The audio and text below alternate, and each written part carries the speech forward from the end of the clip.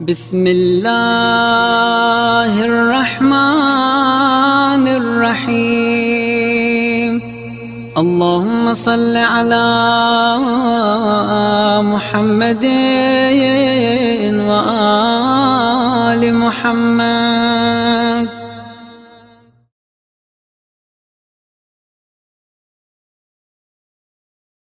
اعوذ باللہ السمیع العلیم من الشیطان اللعین الرجیم۔ بسم اللہ الرحمن الرحیم۔ عباد اللہ اوصیکم ونفسی بتقوی اللہ۔ خطبہ دوم میں اپنے نفس کو اور تمام حاضرین، تمام مومنین کو تقوی الہی کی سفارش کرتا ہوں۔ پروردگار عالم کی بارگاہ میں اعمال کی قبولیت کی ضمانت تقوی الہی ہے، اور تقوی الہی کے حصول کے لیے پروردگار عالم نے قرآن مجید میں ایک وسیلہ ماہ مبارک رمضان کے روزوں کو قرار دیا۔ ماہ مبارک رمضان کی آمد قریب ہے۔ شعبان ماہ رحمت للعالمین اپنے اختتام کو آ پہنچا، ختم ہونے والا ہے، اور ماہ رمضان یعنی ماہ رحمت الہی آنے والا ہے۔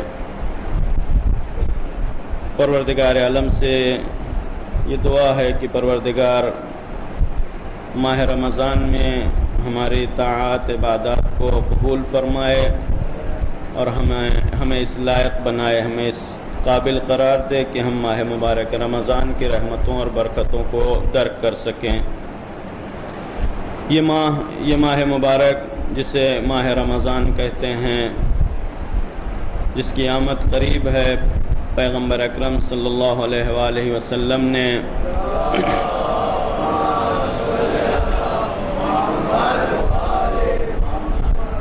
اس مہینے کی اہمیت اور برکت کے پیش نظر ماہ شعبان کے آخری جمعے میں ایک خطبہ ارشاد فرمایا، جس میں اس مہینے کے برکتوں اور رحمتوں کا تذکرہ کیا۔ پیغمبر نے فرمایا کہ بے شک تمہاری طرف وہ مہینہ آ رہا ہے جو خدا کا مہینہ ہے، اور یہ مہینہ جو آنے والا ہے یہ تنہا نہیں آ رہا ہے، بلکہ اپنے ساتھ برکتیں لے کے آ رہا ہے، رحمتیں لے کے آ رہا ہے، اور مغفرت کی نوید لے کے آ رہا ہے، مغفرت کی بشارت لے کے آ رہا ہے۔ یعنی ماہ مبارک رمضان برکت کا مہینہ ہے، رحمت کا مہینہ ہے، اور مغفرت کا مہینہ ہے۔ اس کے بعد پیغمبر نے اس مہینے کی اہمیت اس انداز میں بیان کی کہ یہ مہینہ سب سے بہترین مہینہ ہے۔ شہر ہوا افضل الشہور عند اللہ، خدا کے نزدیک یہ مہینہ بہترین مہینہ ہے۔ ماہ مبارک رمضان کی ایک اہمیت یہ ہے کہ ماہ مبارک رمضان کے علاوہ کسی دوسرے مہینے کے نام کا تذکرہ قرآن مجید میں نہیں پایا جاتا۔ یہ واحد تنہا مہینہ ہے کہ جس کے نام کا تذکرہ قرآن مجید میں کیا گیا، شہر رمضان الذی انزل فیہ القرآن۔ پیغمبر نے فرمایا ایامہ افضل الایام، اس کے جو دن ہیں وہ بہترین دن ہیں، سب سے افضل دن ہیں۔ اس کی راتیں افضل اللیالی، بہترین راتیں ہیں، یعنی تمام راتوں میں سب سے بہتر راتیں اس مہینے کی راتیں ہیں۔ اس مہینے کی گھڑیاں بہترین گھڑیاں ہیں، یعنی بہترین وقت ہے اس مہینے کا، ہر وقت یعنی ہر لحظہ، ہر لمحہ جو گزرتا ہے وہ بہترین لمحہ ہے۔ کس لحاظ سے؟ فرمایا کہ دعیتم فیہ الی ضیافۃ اللہ، یہ ایام ہمارے لیے اتنے مبارک کیوں ہیں؟ چونکہ ہمیں پروردگار عالم نے اس مہینے میں دعوت دی ہے، یعنی ایک خصوصی دعوت ہے پروردگار عالم کی جانب سے ہمارے لیے کہ پروردگار عالم نے ہمیں اپنی بارگاہ میں حاضر ہونے کا موقع فراہم کیا ہے۔ وہ رب جلیل کی بارگاہ اور اس میں عبد ذلیل کو مدعو کیا جائے، یہ اس عبد کے لیے، اس بندے کے لیے بہت ہی اہمیت کا مقام ہے، یعنی پروردگار عالم اس جلیل اور عظیم بارگاہ میں ہم جیسے ذلیل اور حقیر بندوں کو دعوت دیتا ہے۔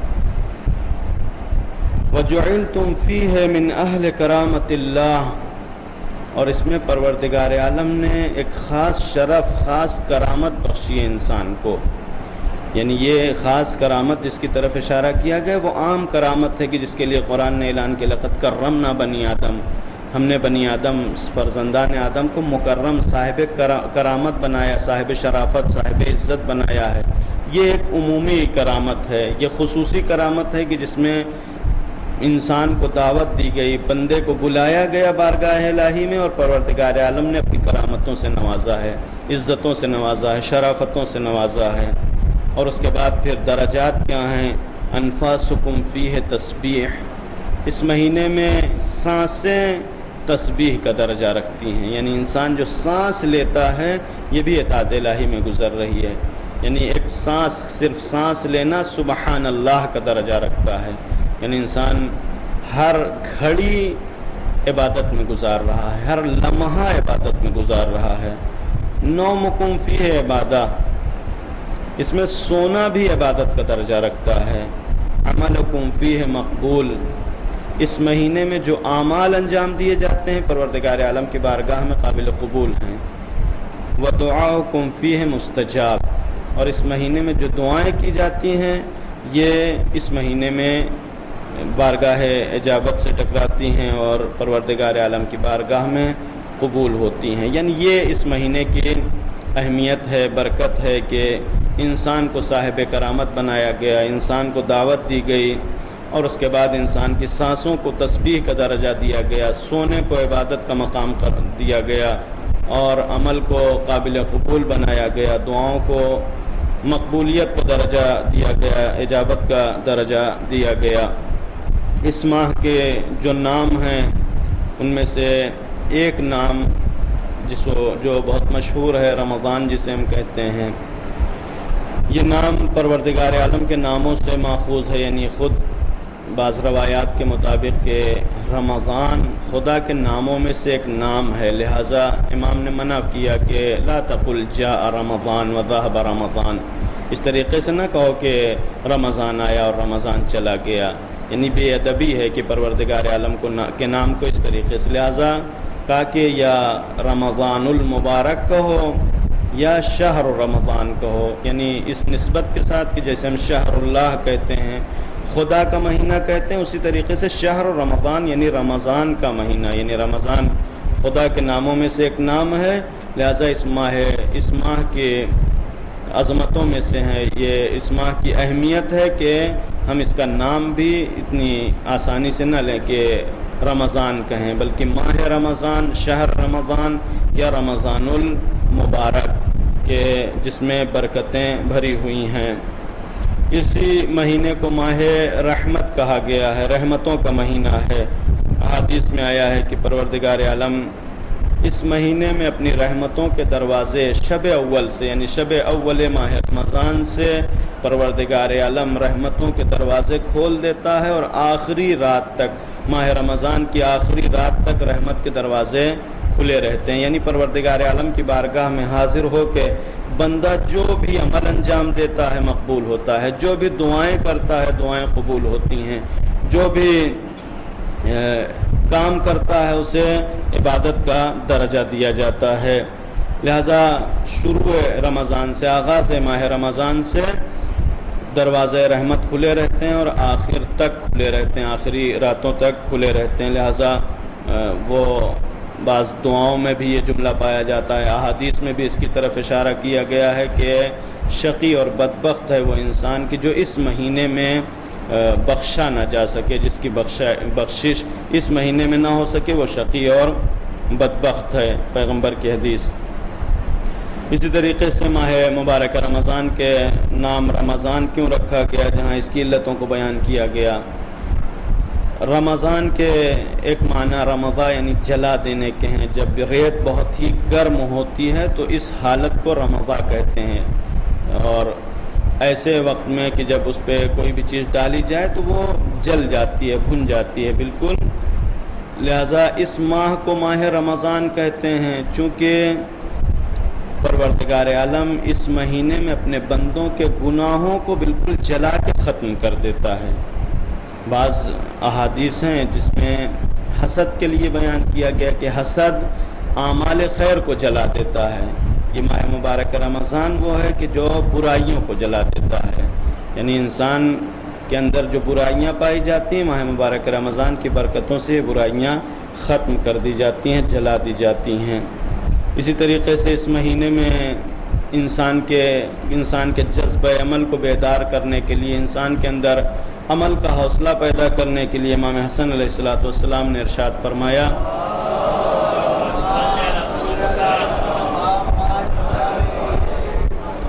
کہ پروردگار عالم نے اس مہینے کو میدان مسابقہ قرار دیا ہے، ایک کمپٹیشن کا میدان ہے کہ جس میں بندے خدا کا تقرب حاصل کرنے کے لیے ایک دوسرے سے مسابقہ کریں، ایک دوسرے سے سبقت حاصل کرنے کی کوشش کریں۔ یعنی انسان جذبہ عمل کو کسی کے جذبہ عمل کو دیکھنے کے بعد اس کے اندر اور حوصلہ پیدا ہو کہ وہ بھی بہتر سے بہتر، اچھے سے اچھا اعمال انسان بجا لائے تاکہ پروردگار عالم کا تقرب، خدا کی بارگاہ کا تقرب اسے حاصل ہو سکے۔ دوسری اہمیت جو اس ماہ مبارک کو حاصل ہے کہ اس مہینے میں پروردگار عالم نے روزے کو واجب قرار دیا ہے۔ قرآن مجید میں سورہ بقرہ کی 183 نمبر کی آیت میں پروردگار عالم نے اعلان فرمایا یا ایھا الذین آمنوا کتب علیکم الصیام کما کتب علی الذین من قبلکم لعلکم تتقون، صاحبان ایمان تمہارے اوپر روزہ اسی طریقے سے فرض کیا گیا جس طریقے سے تم سے پہلے والی امتوں کے اوپر روزہ فرض قرار دیا گیا تھا، واجب قرار دیا گیا تھا۔ کیوں؟ علت کیا ہے، وجہ کیا ہے؟ لعلکم تتقون، شاید اس کے ذریعے تم تقوی الہی کے مقام تک پہنچ جاؤ۔ یعنی انسان کی زندگی میں بہترین جو صفت پائی جاتی ہے وہ تقوی الہی کی، ان اکرمکم عند اللہ اتقاکم، خدا کے نزدیک جو سب سے زیادہ باعزت، باشرافت، باکرامت ہے وہ انسان ہے کہ جس کا تقوی سب سے زیادہ ہو۔ یعنی انسانوں کے اندر جو بھی فرق پایا جاتا ہے وہ فرق کوئی معنی نہیں رکھتا، کوئی حیثیت، کوئی اہمیت نہیں رکھتا سوائے اس فرق کے کہ اگر انسان کا تقوی زیادہ ہے، انسان کے اندر تقوی پایا جاتا ہے تو یہ تقوی اس کی عزت اور شرافت کا باعث بنتا ہے۔ روزے کی اہمیتوں کے لیے جہاں حدیث میں اشارہ کیا گیا ہے، پیغمبر کی حدیث ہے صوم جنۃ من النار، روزہ آگ کی سپر ہے، آگ سے بچنے کی سپر ہے، یعنی جہنم کی آگ سے بچنے کے لیے یہ روزہ سپر ہے، یعنی روزے دار کو جہنم کی آگ نہیں جلا سکتی۔ پیغمبر کی دوسری حدیث جہاں روزے کی اہمیت کو بیان کیا، کہا ہر شے کی ایک زکوٰۃ ہوتی ہے۔ زکوٰۃ کا مقصد کیا ہے؟ جو بھی شے یعنی جس شے سے متعلق ہوتی ہے زکوٰۃ کو، یا اس میں جو نقص، جو کمی، جو برائی پائی جاتی ہو، زکوٰۃ کے ذریعے اس نقص کو، اس کمی کو دور کیا جاتا ہے۔ لہذا ہر شے کی ایک زکوٰۃ ہے، اور کہا بدن کی زکوٰۃ یہ ہے کہ انسان روزہ رکھے، یعنی بدن میں جو نقص، جو کمی، جو برائی آ گئی ہو اس کو روزے کے ذریعے پاک کیا جا سکتا ہے، دور کیا جا سکتا ہے۔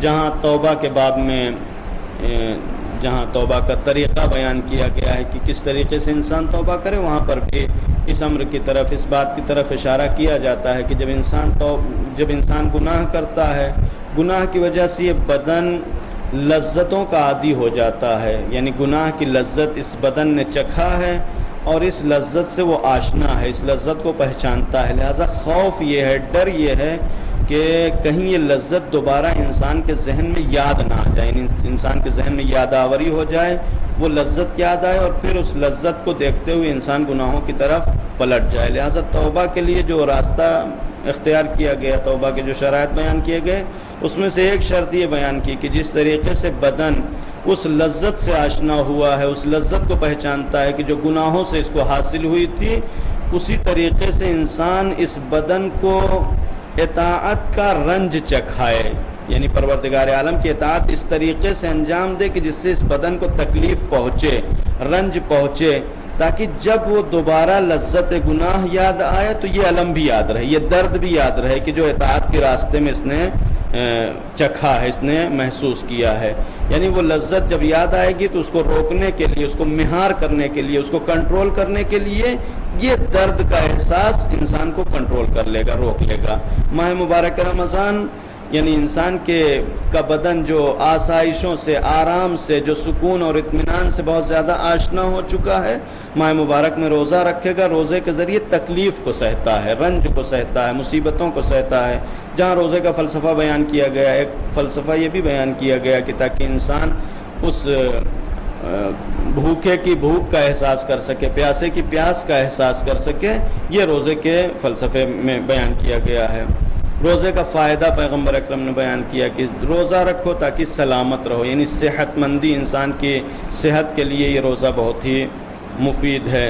مولا کائنات کی حدیث ہے کہ یہ تو بدن کا روزہ ہے، کہ اس سے بہتر یہ ہے کہ اس سے بہتر روزہ دل کا روزہ ہے. دل کا روزہ یہ ہے کہ انسان گناہوں کے بارے میں سوچے، گناہوں کی حقیقت کے بارے میں سوچے، اس کے نقصانات کے بارے میں سوچے، اور اس کے ذریعے انسان اچھی طریقے سے گناہ سے محفوظ رہ سکتا ہے. یعنی جتنا گناہوں کے بارے میں انسان غور و فکر کرے گا، اس کے نقصانات کے بارے میں سوچے گا، غور و فکر کرے گا، اتنا ہی انسان گناہ سے دوری اختیار کرے گا. یہ ماہ مبارک، ماہ رمضان، تلاوت قرآن کا مہینہ ہے.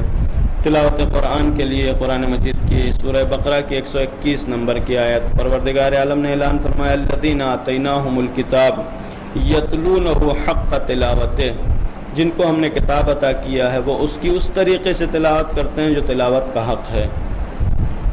اولئک یؤمنون بہ، اور یہ ہیں وہ لوگ کہ جو اس کتاب کے اوپر ایمان رکھتے ہیں. یعنی تلاوت ایمان کی ایک علامت قرار دی گئی. اولئک یؤمنون بہ، یہ جو تلاوت کرتے ہیں یہی وہ لوگ ہیں کہ جو اس کتاب کے اوپر ایمان رکھتے ہیں. یعنی پھر صرف ایمان کا کیا فائدہ ہے کہ جہاں انسان کا کوئی تعلق بھی نہ ہو اس کتاب سے.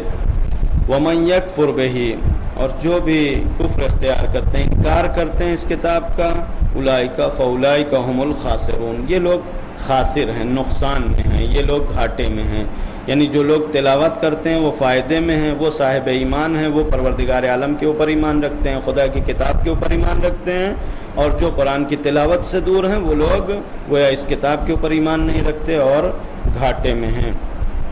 پیغمبر نے فرمایا کہ اس ماہ میں، ماہ مبارک رمضان میں زیادہ سے زیادہ تلاوت کرو. یا اسی سلسلے سے بعض احادیث ہیں کہ لکل شیء ربیع، ہر چیز کی ایک بہار ہوتی ہے. وربیع القرآن شہر رمضان، اور قرآن کی بہار ماہ مبارک رمضان ہے. یعنی اس مہینے میں قرآن کی بہار ہے، لہٰذا انسان قرآن کی برکتوں سے اگر فائدہ اٹھانا چاہتا ہے تو اس مہینے میں قرآن کی برکتوں سے فائدہ اٹھا سکتا ہے.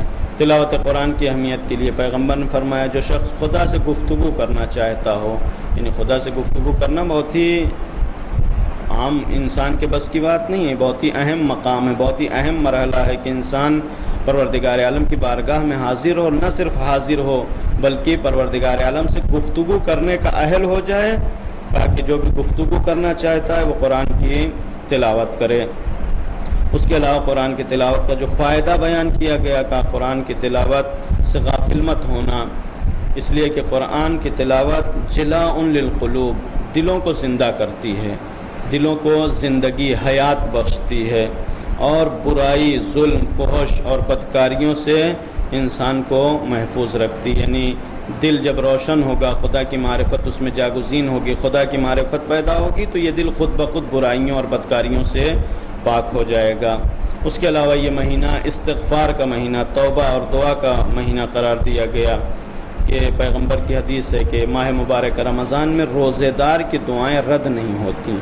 یعنی انسان جو روزے دار ہے، جو روزہ رکھتا ہے، پروردگار عالم کی بارگاہ میں جو دعا کرتا ہے وہ قبول ہوتی ہے. جیسا کہ خطبہ شعبانیہ میں بھی ارشاد فرمایا دعاؤکم فیہ مستجاب، تمہاری دعائیں اس مہینے میں اجابت، بارگاہ اجابت در اجابت سے ٹکراتی ہیں. اس کے علاوہ پروردگار عالم نے، یعنی پیغمبر کی حدیث ہے کہ پروردگار عالم ماہ مبارک رمضان کی ہر شب میں، ہر رات میں اپنے فرشتوں کو حکم دیتا ہے کہ میرے عزت و جلال کی قسم کہ رحمت کے دروازے کھول دو، اور جو بھی بندہ ہم سے کچھ مانگتا ہے، دعا کرتا ہے، اس کی دعاؤں کو پورا کر دیں. یعنی پروردگار عالم اپنی عزت و جلال کی قسم کھا کر فرشتوں کو حکم دیتا ہے کہ اس کی دعاؤں کو، بندے کی دعاؤں کو رد نہ کیا جائے، قبول کر لیا جائے. اس کے علاوہ جو اس ماہ مبارک کی اہمیتوں میں سے ایک بہت ہی عظیم اہمیت ہے کہ اسی ماہ مبارک میں شب قدر کو قرار دیا گیا کہ یعنی خطبہ شعبانیہ میں جیسا کہ پیغمبر نے فرمایا کہ اس کی راتیں بہترین راتیں ہیں. یعنی جو 30 دن ہیں یہ مکمل 30 دن سب سے افضل راتیں، یعنی باقی 360 دنوں میں سب سے افضل راتیں یہ 30 راتیں ہیں. اور ان 30 راتوں میں جس رات کو سب سے زیادہ اہمیت حاصل ہے وہ شب قدر ہے. اور اس شب قدر کو قلب شہر رمضان قرار دیا گیا. اگرچہ شب قدر کے لیے جو روایات ہیں کہ 3 راتیں یعنی شب 19، شب 21 اور شب 23، یہ بہت ہی زیادہ احتمال، یعنی وہ احتمال ہیں. شب قدر کو مشخص نہیں کیا گیا، بیان نہیں کیا گیا کہ کون سی رات شب قدر ہے، بلکہ یہ رموز الہی میں سے، راز الہی میں سے کہ اس کو بیان نہ کیا جائے تاکہ بندہ عبادت کا ذوق رکھتا ہو، عبادت کا شوق رکھے اور تمام شبوں میں پروردگار عالم کی عبادت کرے. لہذا مثلا جو ہم چھوٹی رات اور بڑی رات اور بڑے سب سے بڑا اعمال وہ جو نام دیتے ہیں، یہ نام اسی بنیاد پر ہے کہ اس تمام راتوں میں احتمال ہے شب قدر کا. لہذا بعض علماء شہید ثانی رضوان اللہ تعالی علیہ کے لیے لکھا گیا ہے کہ رمضان کی تمام راتوں میں شب بیداری کرتے تھے، یعنی شب قدر کے اعمال بجا لاتے تھے کہ جو بھی رات اس میں سے شب قدر ہو، شب قدر کو درک کر سکیں. شب قدر کے درک کا بہت فائدہ ہے کہ انشاءاللہ کبھی بیان کیا جائے گا. اور ان 30 راتوں میں احتمال پایا جاتا ہے. ان 30 راتوں میں سے یہ 3 راتوں کا احتمال سب سے زیادہ قوی ہے کہ یہ شب 19، شب 21 اور شب 23. اور پھر شب 21 اور 23 کے لیے بعض روایات اس طریقے سے آئی ہیں کہ ان 2 میں سے ایک رات بہرحال بہت ہی احتمال سے قریب یہ ہے کہ یہ رات شب قدر ہو. لہٰذا یہ 3 راتوں میں جو عبادتیں انجام دی جاتی ہیں شب قدر کی نیت سے، وہ پروردگار عالم کی بارگاہ میں قبول ہوتی ہیں. اور پروردگار عالم کی بارگاہ میں دعا کرنا چاہیے کہ پروردگار عالم ہمیں توفیق دے کہ ہم شب قدر کی برکتوں کو درک کر سکیں، شب قدر کو درک کر سکیں. پروردگار عالم ماہ مبارک رمضان میں بہترین اعمال انجام دینے کی توفیق کرامت فرمائے. پروردگار عالم ہمارے ماہ مبارک شعبان کے اعمال کو قبول فرمائے، ہمیں اس لائق بنا دے کہ ہم ماہ مبارک رمضان کی برکتوں اور رحمتوں کو درک کر سکیں اور ماہ مبارک رمضان میں بہترین اعمال اور بہترین مناسک اور اعمال انجام دے سکیں. بحق محمد وآلہ الطاہرین. بسم اللہ الرحمن الرحیم. ان اللہ وملائکتہ یصلون علی النبی یا ایھا الذین آمنوا صلوا علیہ وسلموا تسلیما.